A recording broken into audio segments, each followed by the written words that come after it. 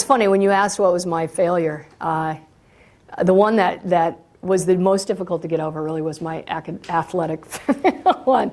So I played field hockey here and was on the varsity team. Didn't play as much as I would have liked because, truth be known, I wasn't that talented.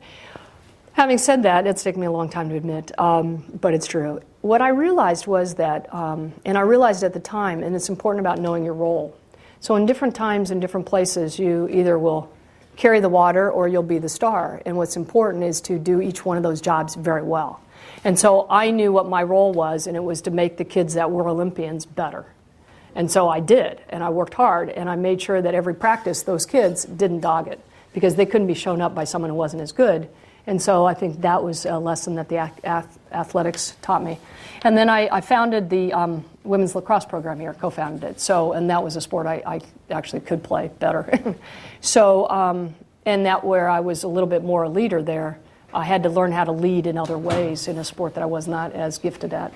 So I think that I think that's one thing I'd recommend everyone to do. And going back to your question again, is leadership also is having persuasive oral and written skills, being able to communicate your ideas.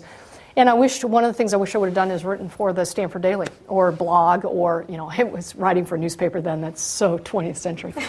But just to start writing, write, you know, just get it published, get it written, do blog, because that really will be something that will serve you well.